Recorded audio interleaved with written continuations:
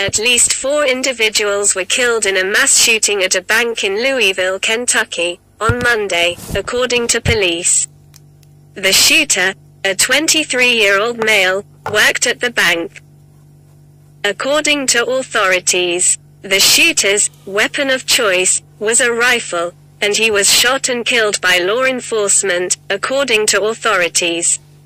The shooter was live streaming. According to Acting Police Chief Jacqueline Gwynn Villaro, she stated that cops are seeking to have the footage removed.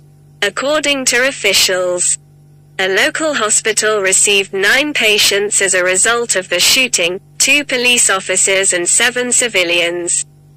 Authorities said 3 people have been released and 3 are in serious condition, including a police officer. A former classmate of the suspect in the Louisville shooting claims there is no red flag or signal that this could ever happen.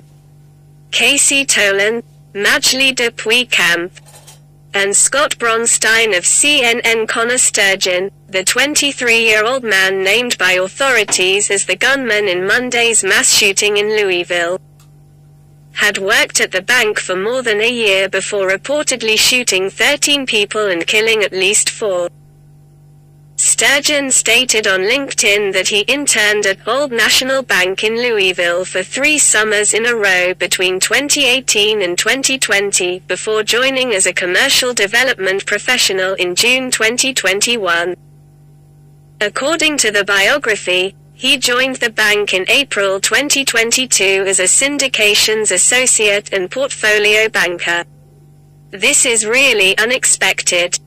He was a really good kid from a really good family, said a classmate who declined to be identified and hasn't interacted with Sturgeon in recent years. I can't tell you how much this makes no sense. I still can't believe it. A user identifying as a University of Alabama student named Connor Sturgeon wrote in a 2018 college essay posted to the website Course Hero that he had difficulty fitting in at school.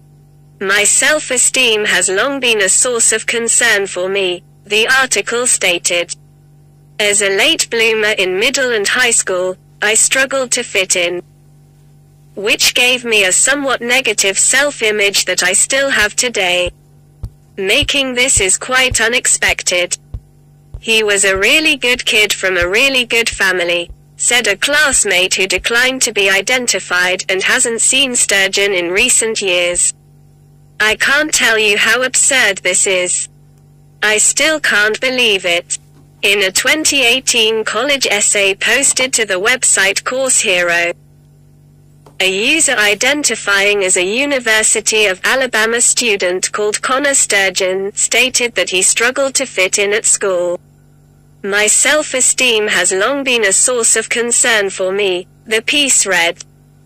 As a late bloomer in middle and high school, I struggled to fit in, which gave me a somewhat negative self-image that I still have today.